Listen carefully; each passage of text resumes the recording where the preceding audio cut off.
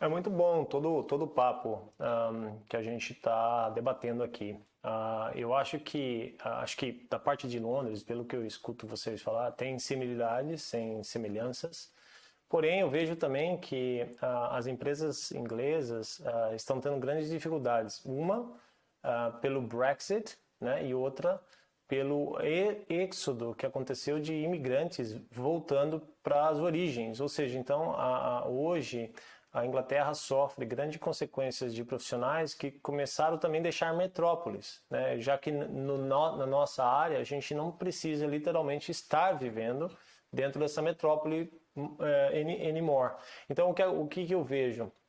Eu vejo uma demanda cada vez maior, para você ter ideia, saindo um pouco do cibersegurança, mas indo para uma paralela do que está acontecendo aqui, está começando a faltar caminhoneiro. Né? Então, para a gente só ter uma paralela, imagine então de cibersegurança, já que a transformação digital que aconteceu desde do que a gente vive só tem aumentado. Então, com isso, a gente consegue ver também a parte que a dinâmica da necessidade de cibersegurança e não ter o preparo, né? Não ter o profissional pronto. E, infelizmente, as empresas elas não têm, talvez, elas não querem perder o tempo de ter o profissional pronto, já que também isso é um problema mundial. Né? Então, esse problema de profissional pronto é um problema mundial, porque também não dá para você pegar o cara muito cru. Porque também, ou a menina muito cru, porque é difícil você jogar na linha de frente para te dar resultados, porque daí você vai perder seu tempo treinando. E como o mercado está competitivo, se você investir também nesse profissional, o que tende a acontecer é que daí ele começa a ter ofertas de outras empresas. Então, qual empresa que está disposta a investir, sendo que a lei de oferta está muito alta lá no mercado de cibersegurança e também de tecnologia. Então, tudo isso aqui na Inglaterra tá assim uma situação bem interessante, porque eu nunca vi o setor de tecnologia ou de cibersegurança tão aquecido como agora. Eu acho que também por várias paralelas que eu citei. A Brexit, que é a situação que a gente vive é outra, né? E a demanda também de investimentos de muitas empresas que nunca olharam pela cibersegurança. E agora, conforme os ataques estão acontecendo em alta escala, ou talvez começaram a se notar esses ataques serem mais noticiados, né? Não vamos ignorar os que não são noticiados, que isso acontece diariamente, então a demanda está aí. Né? Agora tem todo mundo querendo correr atrás do profissional que sabe tudo, né? Como vocês falaram. E esse profissional não existe, esse astronauta que todo mundo procura não existe. Porque todo mundo procura um astronauta, eu quero um astronauta, ele faz tudo, mas não tem esse profissional, não é um cara que vai sentar lá, ele é o super-herói, não existe. E eu acho que assim, é interessante as perspectivas e a cultura também, porque aqui você tem uma qualidade de vida no sentido que você acabou de trabalhar, parou, entendeu? Então a empresa investe em outros profissionais, em outras pessoas para pegar outra demanda. Então, eu acho que tem muita coisa acontecendo, muitas coisas boas. E aí? O que vocês acham? A empresa investe ou não deve investir no profissional, já que a competição está acirrada? Você, de repente, vai temperar para outro vir e pegar o seu filé? E aí? Eu vejo como uma preocupação válida, mas eu também vejo como um desmotivador para o funcionário, quando a empresa não investe nele. Então, acho que é muito mais fácil se sentir desmotivado e vai deixar a empresa mais rapidamente se ela não receber um investimento por parte da empresa, do empregador. Porque o cara está ali, eu quero fazer um trabalho melhor. Mas meu empregador não está investindo, vou procurar um outro lugar que invista mais. Se eu quero realmente crescer essa carreira. Então, eu acho que... Mas é minha opinião. Eu acho que esse é o risco maior que a empresa investir e o cara ir embora. Uma hora vai embora, né? Como você colocou, Rafael. O mercado está aquecido. Hoje em dia é muito difícil você encontrar alguém que fique 5, 10 anos numa empresa. Né? Hoje em dia a gente vê um nível de rotatividade muito maior. Então acho que esse é o cenário. Eu acho que, complementando aí, Luiz, eu entendo assim, se o funcionário está dentro da minha empresa, eu estou preparando esse funcionário, ele já está trazendo fruto para mim naquele momento, eu acho que é super válido. Eu acho que se eu começar a pensar em educar o profissional, em preparar o profissional com medo dele sair, e com isso eu ter um profissional ruim, ou um profissional que não está preparado para atender ou ter ótima performance durante aquele tempo que ele está prestando para mim, acho que não funcionaria tão bem, né? E eu vejo hoje, né? Eu acho que até estou voltando um pouco num ponto que o Luiz comentou lá atrás, né? A questão das certificações, né? Eu percebi, né, que durante esses últimos 5 anos, pelo menos aqui, trabalhando nessas empresas, eu percebi que o processo de educação mudou, né? Anteriormente, quando eu trabalhava com empresas brasileiras, eu tinha um foco muito grande em cursos presenciais, em certificações, que tem um custo muito alto para a corporação, para a empresa. Porém, o que eu percebo hoje são essas plataformas online, né, de treinamentos, que tem uma tarifa baixa ali de US$ 600 por ano, onde você tem vários cursos de alta qualidade que você consegue preparar um profissional. Empresas de grande porte agora, você consegue fazer muito job rotation, você consegue ter muito intragrupo, treinamentos intergrupo, que você consegue preparar muito bem um profissional. E o Luiz falou muito bem, o profissional vai sair uma hora ou outra, né? Então, acho que os gestores eles não podem ter o medo de preparar o profissional porque vai perdê-lo, né? Eu acho que hoje os profissionais eles não estão tão focados só no dinheiro mais. Eu acho que dinheiro, ou a parte financeira é de curto prazo, né? Ele é motivador de curto prazo. Eu acho que após toda essa crise que a gente passou, a cultura da forma de se trabalhar vai contar muito.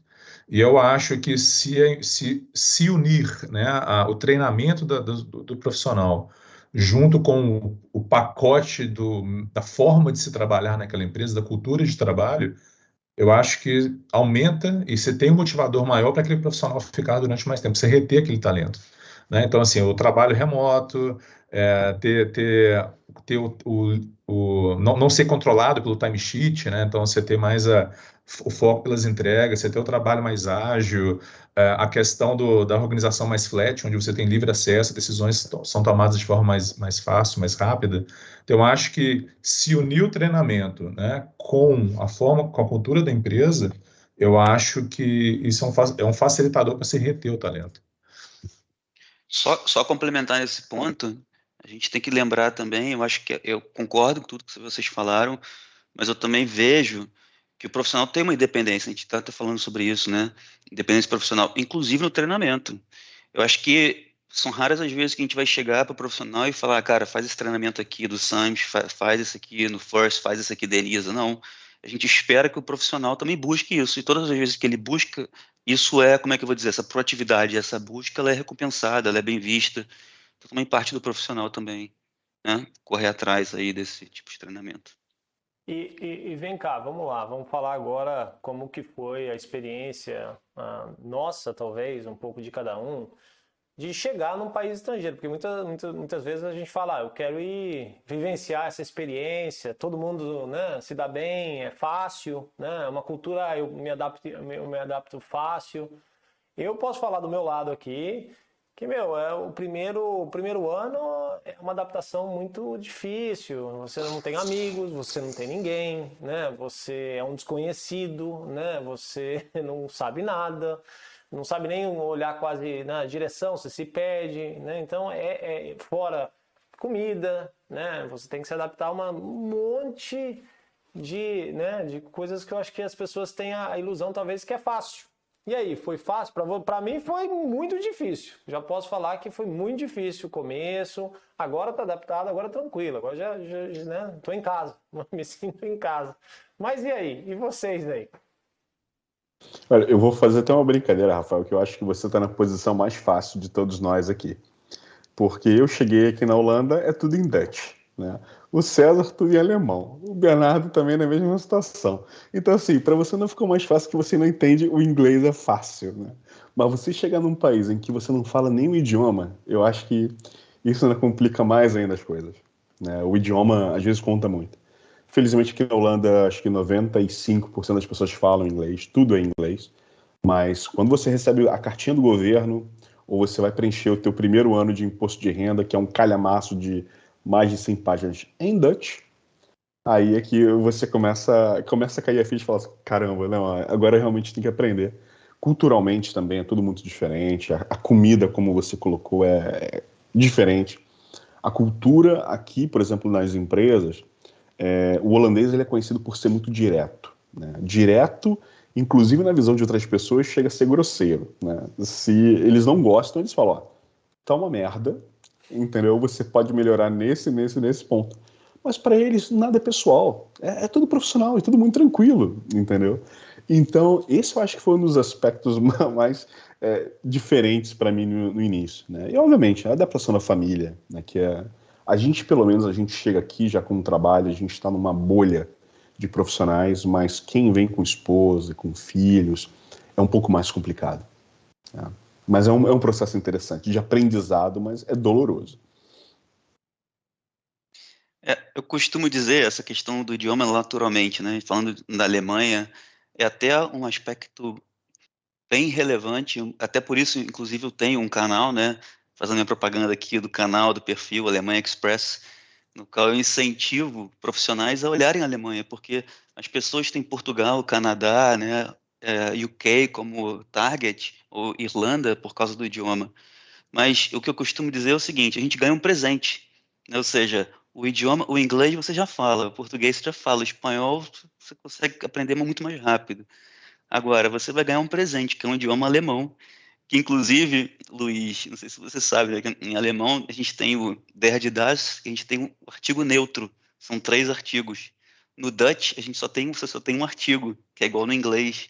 Os holandeses aqui falam que o alemão que o holandês é muito mais fácil por causa disso, mas sem dúvida, sei que também não é fácil.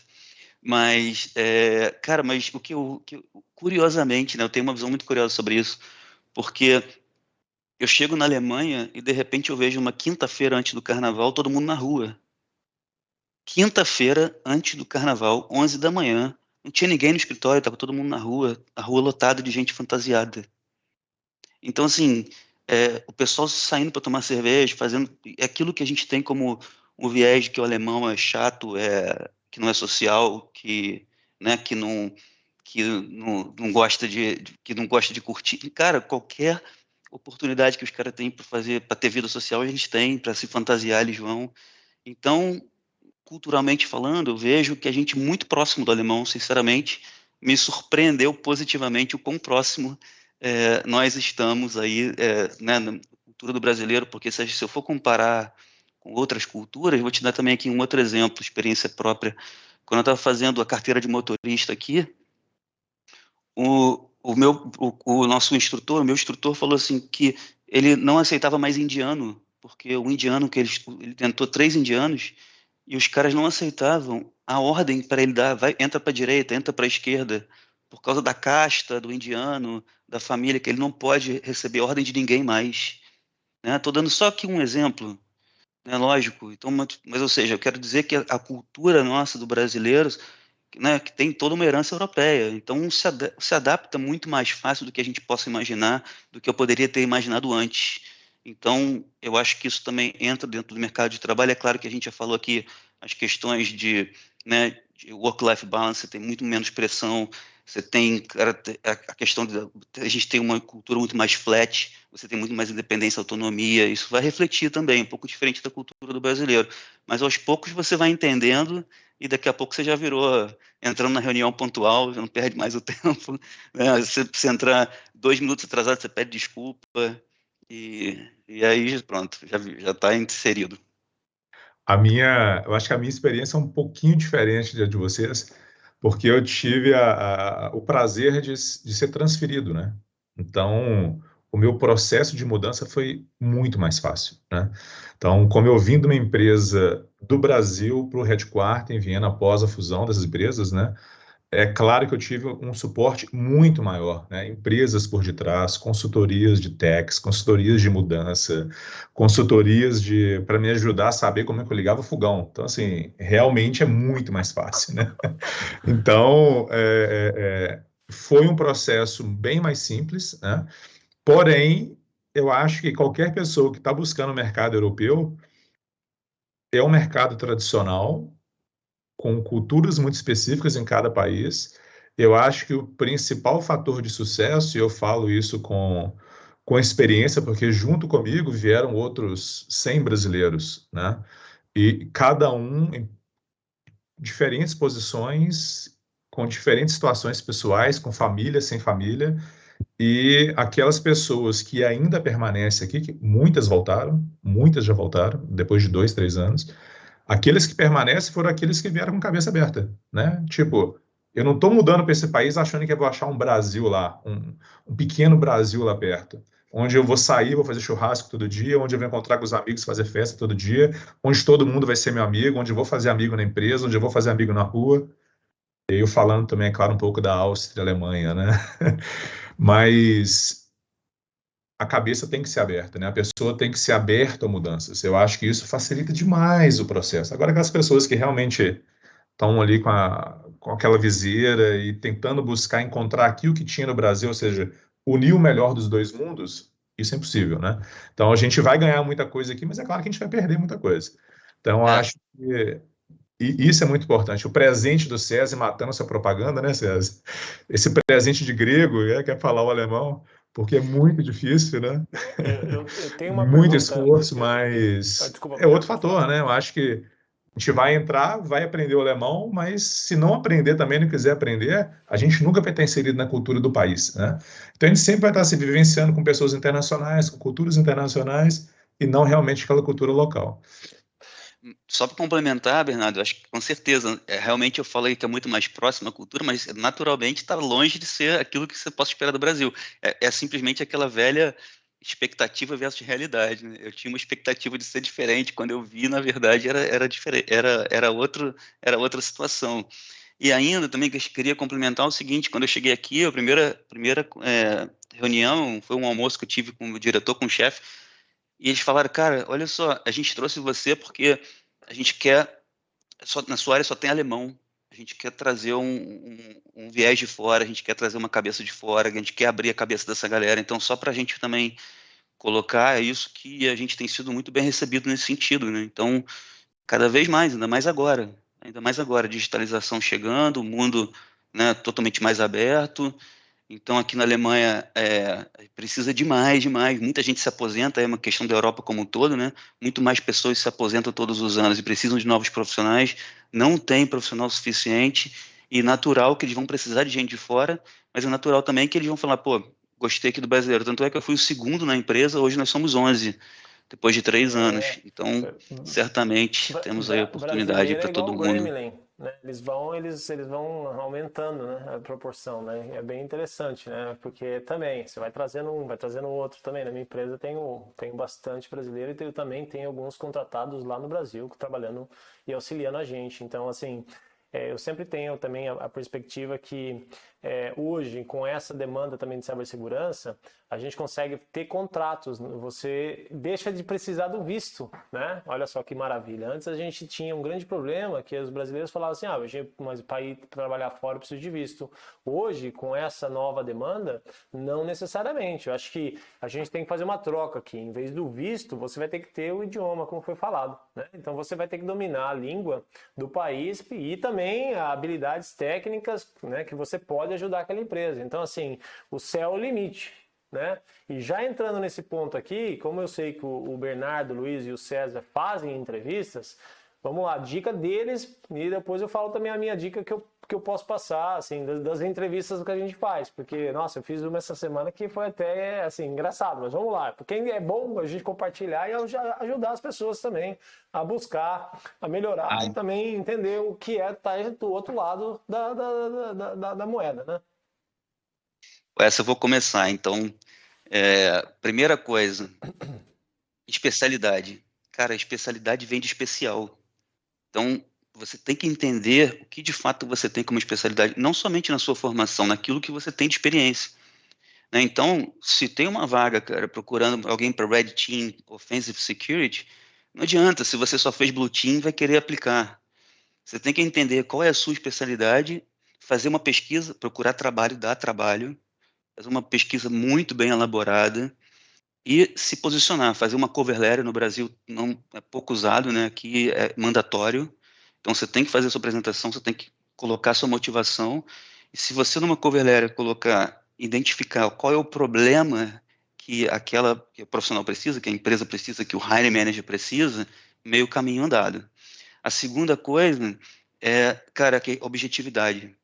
Eu já vi brasileiro fazendo entrevista comigo, cara, você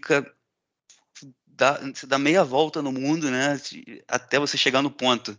É objetividade, é curto e claro, qual foi a pergunta, qual é a resposta, colocar claramente questões quantitativas, qualitativas daquilo que você teve, né, em relação àquela pergunta, né, e a outra, cara, que é não, digamos, não dourar a pílula ou aumentar o pavão, como é que seria? Não se vender demais. Você, vai na linha da independência. Eu me lembro, inclusive, que eu vim para a Alemanha, mas a primeira entrevista que eu fiz foi na Holanda, e eles me deram feedback muito direto, como o holandês e falaram, cara, você se vendeu demais, sabe? Os caras acharam que você era overselling, e não precisava disso, você tinha tudo para ter conseguido. E aí, pelo fato do cara ter me dado esse feedback, eu entendi. A minha outra entrevista na sequência foi para a Alemanha, cara, fui pianinho. Tipo, o cara me perguntava, eu respondia, o cara me perguntava, porque tipo assim, na Vale eu tinha pego o maior contrato de TI do mundo desde 2009, eu fui falar sobre isso. O cara achou que eu tava, tipo, um cara metidão, falando que o maior contrato de TI do mundo, 2009, 1,2 bilhões, entendeu? Eu falava esse tipo de coisa. Então, outra dica que eu dou é, seja humilde, não precise inventar moda e seja objetivo, que com certeza você vai conseguir. Então, é isso. Essas são as minhas principais dicas. Mas, como eu falei, quem tiver interessado, cara, tem muitas coisas lá no nosso canal, no nosso perfil Alemanha Express, vai saber tudinho no detalhe.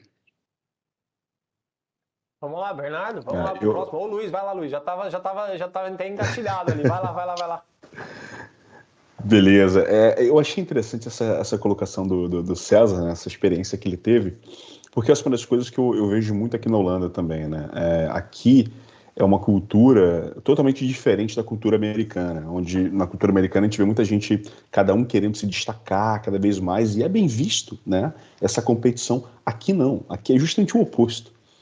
É muito mais bem visto você ser um team player do que você ser o cara que quer ser o especialzão ali, melhor do que todos e tal. E eu, às vezes, assim, eu lembro nas primeiras entrevistas também que eu comentava, não, mas eu fui o responsável pela área de segurança nas Olimpíadas de Rio 2016 e tal. Tá bom, que bom. Então me fala da sua experiência, né? Sim, não tinha nada de especial para eles. Não tem nada de especial. Foi uma experiência que eu tive da mesma forma que outras pessoas têm outras experiências boas também, diferentes da minha. Então todo mundo tem suas fraquezas, tem suas potencialidades, e então esse team player, né, essa capacidade de reconhecer isso no outro é muito importante, né? E um dos métodos que eu gosto de utilizar em entrevista para entender a experiência do candidato também é o método STAR, né? Então eu faço uma pergunta, eu espero que o candidato me fale, a partir da experiência dele, um cenário, né, uma ação que ele executou em cima daquele cenário, daquele problema que ele tinha para resolver, qual era o alvo e qual foi o resultado. Justamente para evitar esse hábito que a gente tem muito, né, o brasileiro tem muito isso, né, de dar a volta, dourar a pílula, enfeitar o pavão e tal. E você tem que apresentar para a experiência, não é ficar tentando mostrar que a gente é melhor nisso ou naquilo outro, né? Então, objetividade, explica a experiência, acho que é a melhor forma de conseguir se dar bem numa entrevista e ser bem visto num mercado como esse.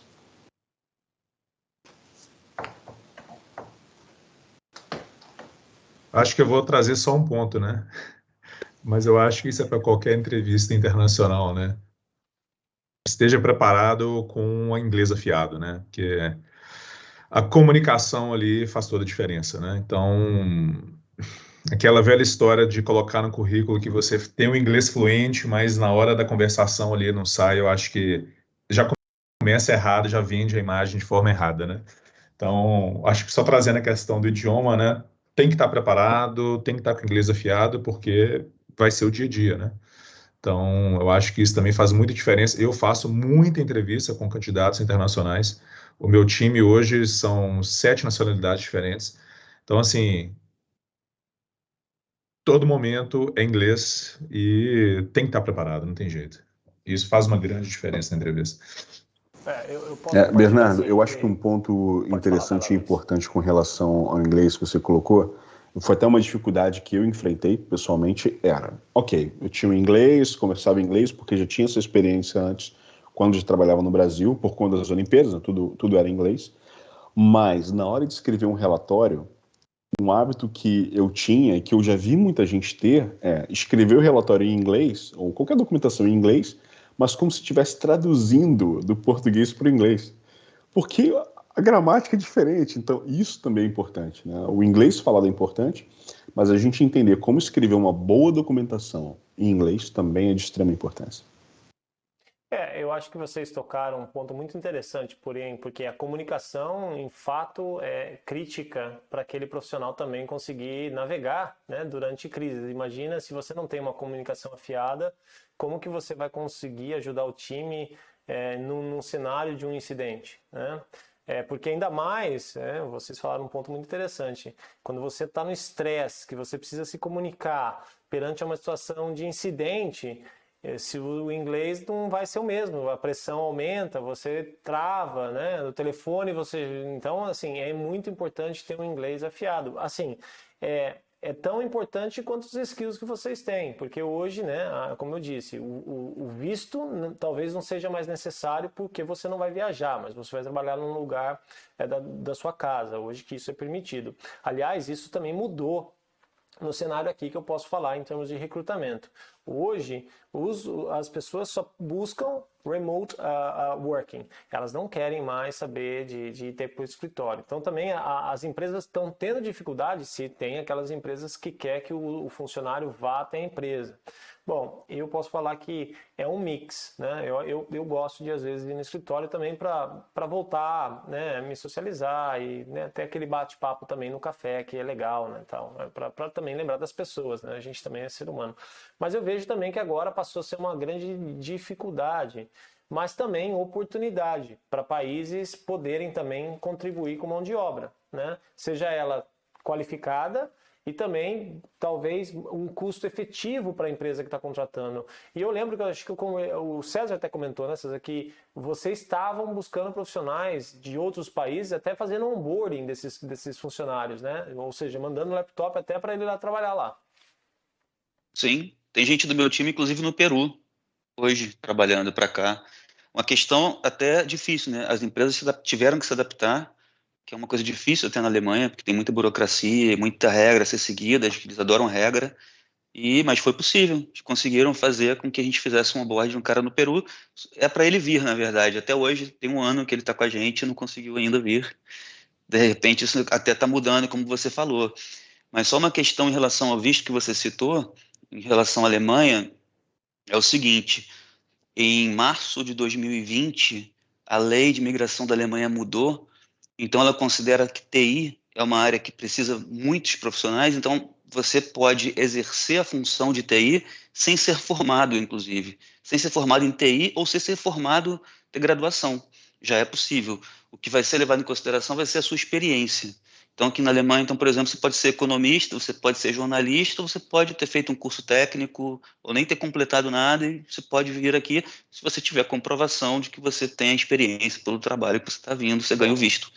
Já que você entrou nessa questão, eu vou falar com vocês três aqui, porque essa pergunta eu acho que vocês já esperam, né? Vamos lá, a famosa pergunta: certificação ou diploma? Vai lá, vamos lá. Eu já vou soltar já, porque essa pergunta sempre vem. Vai lá.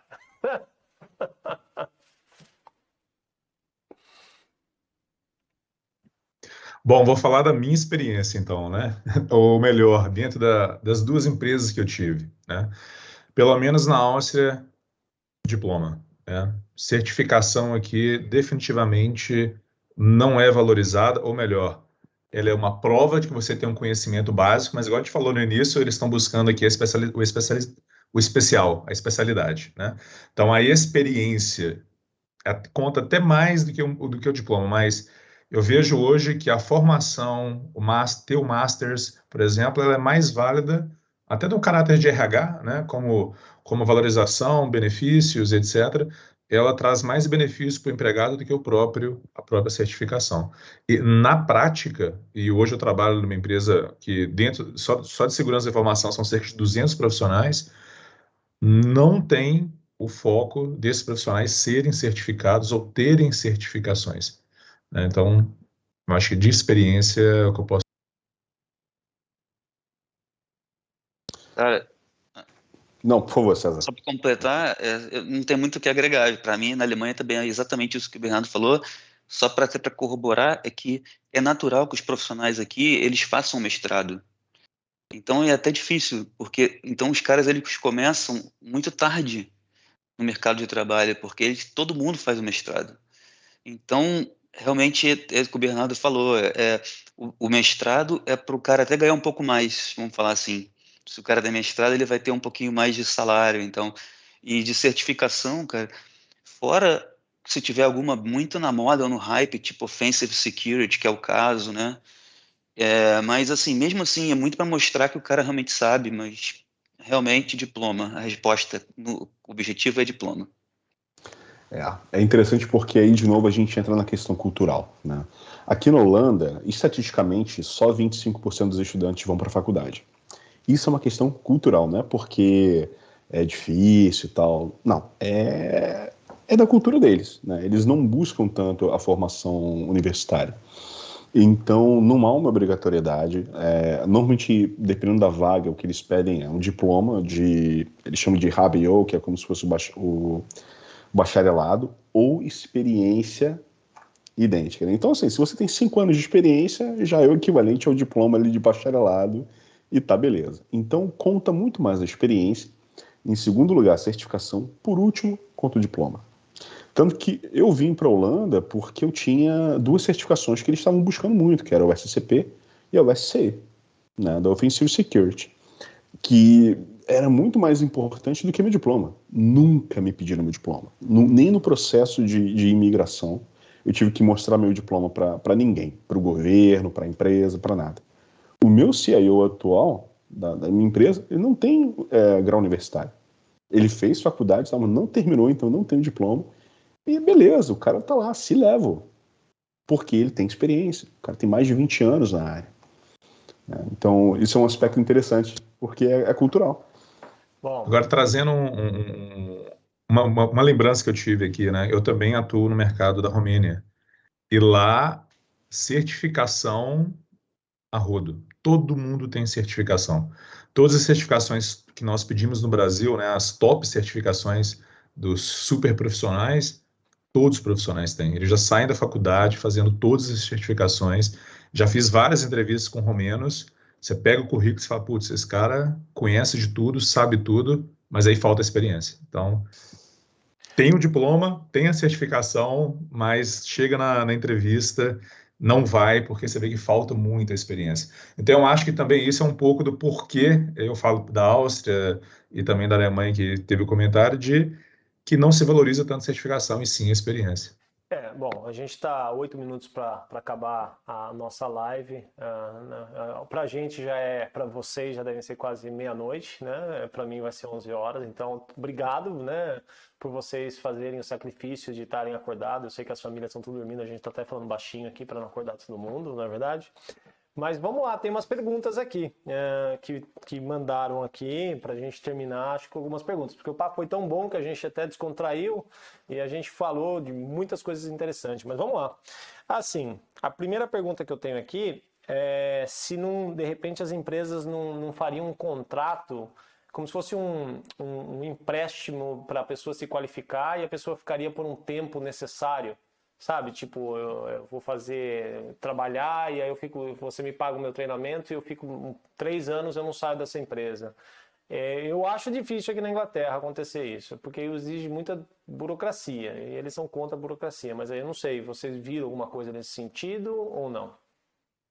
Aqui na Áustria e na minha empresa, e eu tenho 2 membros do meu time nesse tipo de contrato, mas no foco de trainee, né? Então, o programa de trainee corporativo, ele tem essa questão do empréstimo, então tem vários treinamentos, tem vários job rotations entre países que são feitos, e claro que isso tem um custo muito alto para a empresa, né? Então, por exemplo, esse contrato de trainee da minha empresa, o profissional, após o tempo de experiência de 2 anos, ou o contrato de trainee de 2 anos, ele tem que permanecer na empresa por mais 2 anos.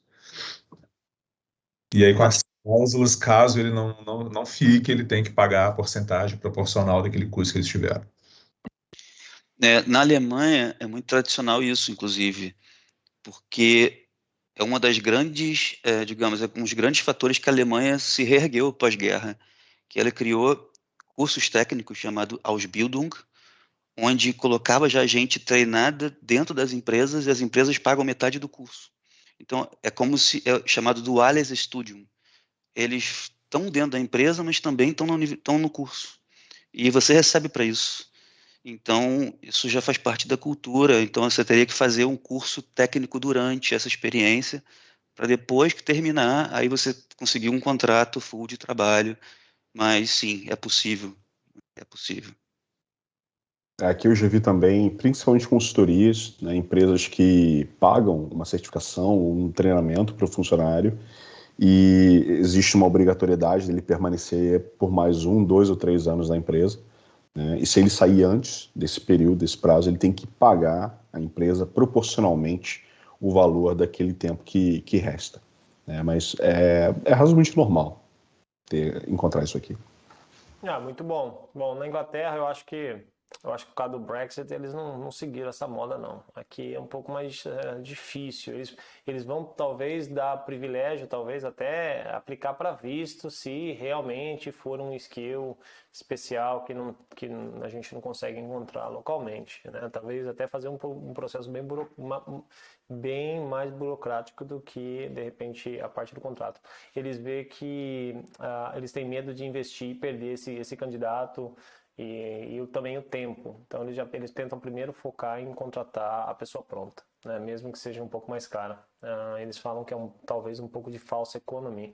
Tentar investir para ter o retorno e depois a pessoa sai. Né? Ou não, ou ela fica e ela tem grande, né, responsabilidade de manter e ficar. Mas bom, essa é aqui. Agora, outra pergunta que veio aqui, né, para a gente quase já finalizar, é sobre segurança OT e ICS, ou seja, industrial, sobre a demanda para essa para industrial, para cibersegurança no setor industrial. Aqui tá bombando. Eu acredito que na Holanda, então, e na Alemanha, deve estar estourando, né? Mas aqui eu sei que tem muita demanda, mas vou passar para vocês aí falar um pouco de vocês. Eu não sei na Áustria, Bernardo. Então, vamos lá, vamos conhecer um pouco de tudo. Eu vou começar porque eu venho da indústria e antes, né, eu vim de Petrobras, de Vale, e agora estou na indústria e também trabalho diretamente com OT. A demanda é absurda, é muito grande.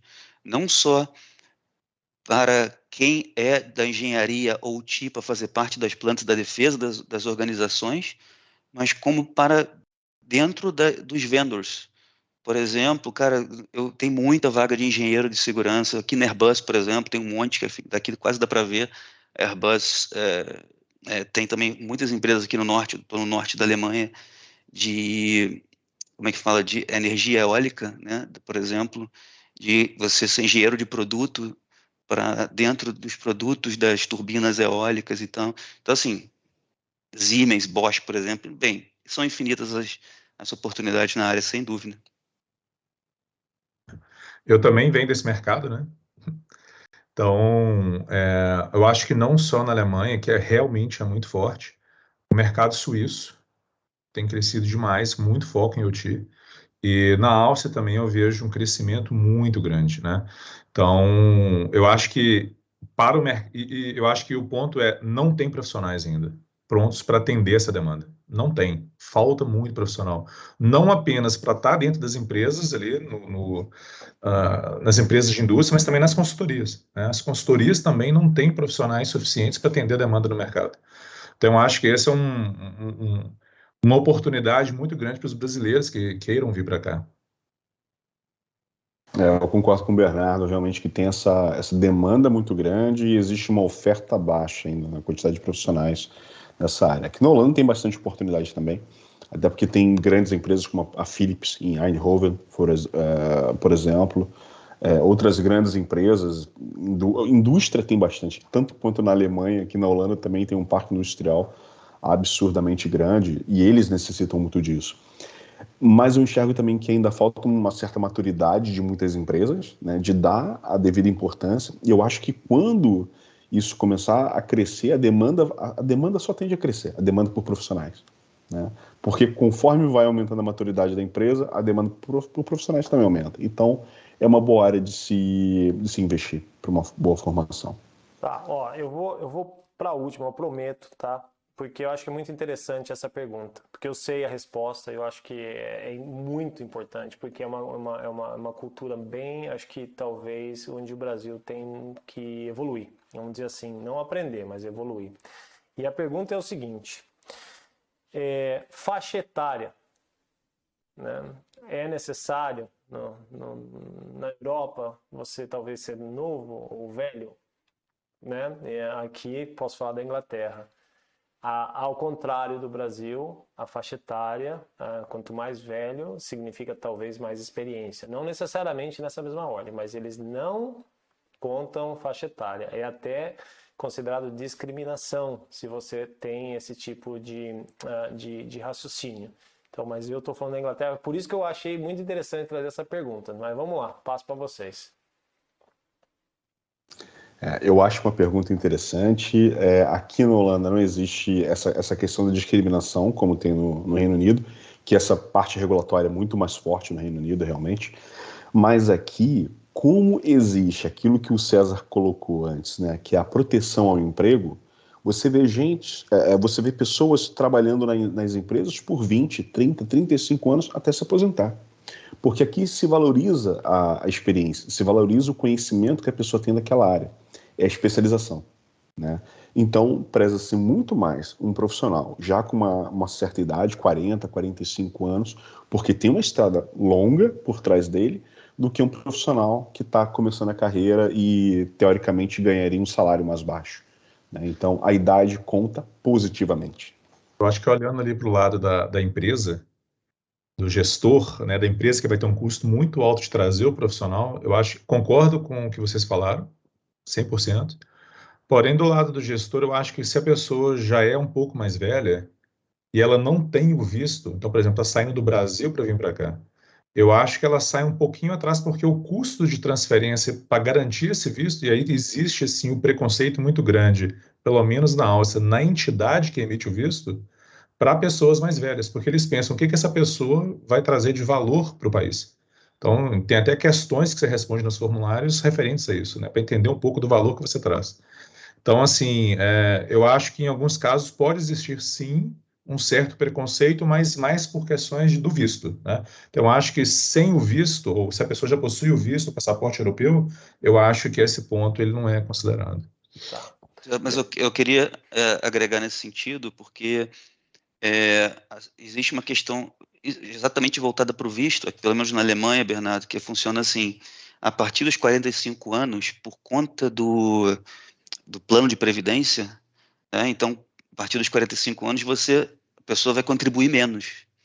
Então, você ganha visto a partir dos 45, a cada ano que passa, o seu salário tem que ser maior, para compensar quer dizer, a contribuição dela para o imposto, para todo o sistema de previdência, né, pública, de fato. Então, isso tem uma tabelinha, que ela vai crescendo de acordo com a idade, mas fora isso, também não vejo discriminação nenhuma aqui na Alemanha. A única coisa que se vê quando a gente tem profissionais mais experientes, com mais idade, é se não está overqualified para a vaga. Mas fora isso, cara, não tem, ele participa igual com todo mundo, não Bom, tem eu falei preocupação que era nenhuma. a última pergunta, mas pintou uma outra também que eu acho que a gente tem que responder, que é muito relevante também. Desculpa, eu prometo que aí eu não faço mais. Mas aí, vamos lá. E o mercado para CS, de cibersegurança, para as mulheres? Eu vou falar do parte daqui, da Inglaterra.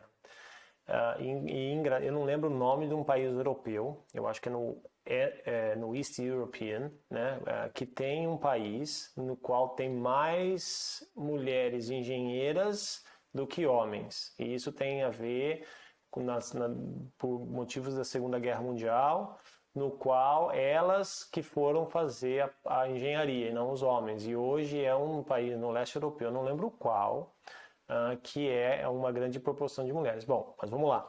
Na Inglaterra, Eu acho que a proporção é menor, porém as oportunidades estão lá. Inclusive tem grandes mulheres, grandes mindsets na parte de cibersegurança. Eu conheço várias.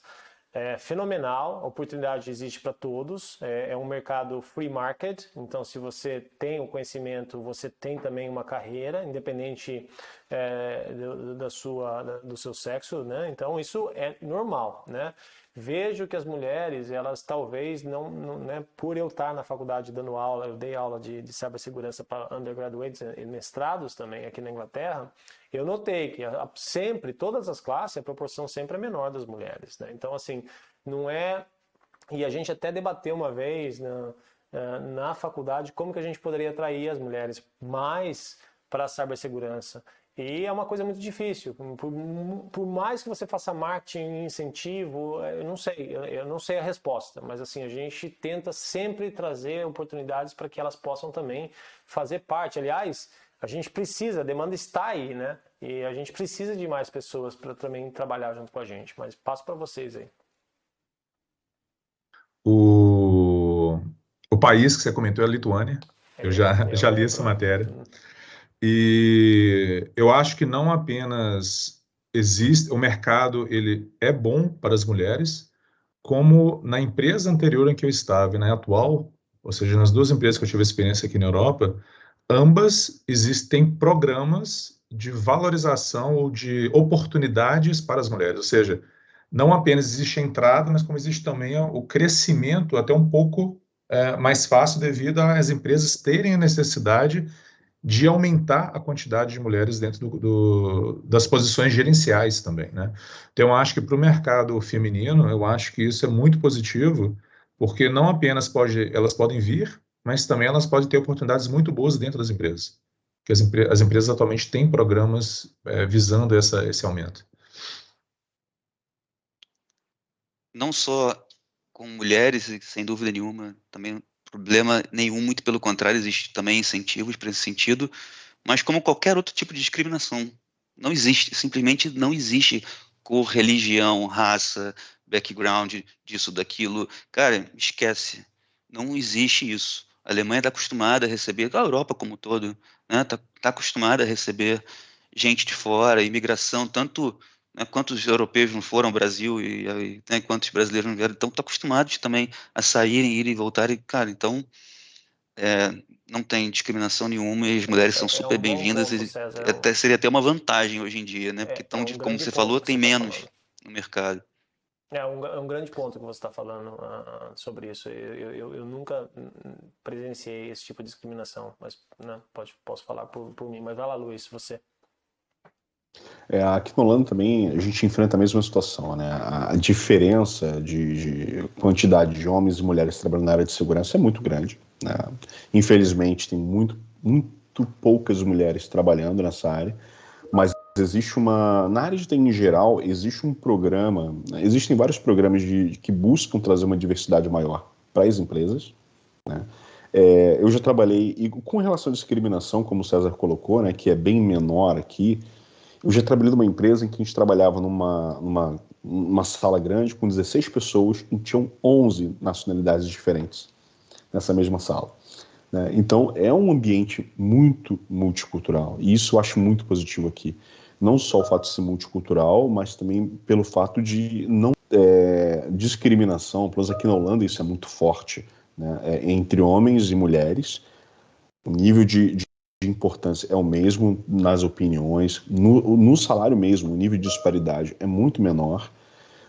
E aqui até brinca-se muito aqui na Holanda que as mulheres é que tomam sempre as decisões, né? Então, por exemplo, se vai o casal comprar alguma coisa na loja, o vendedor vai na mulher porque ele sabe que a resposta final é dela. E é cultural aqui, né? É cultural. Então, nas empresas a gente tem buscado muito realmente essa diversidade para a área de segurança da informação também. Bom, chegamos ao final desse Cyber Talks. Agradeço a vocês pela atenção, pelo horário também, já que né, estamos num time zone diferente do Brasil, pela nossa audiência também, pelos pequenos motivos e alguns problemas técnicos que a gente teve no começo de eco, não eco e microfone e por ali vai, mas já isso aí tudo resolvido. Então peço obrigado, mais atenção. Mas assim, foi muito legal e é um papo que aí a gente também quer preparar já.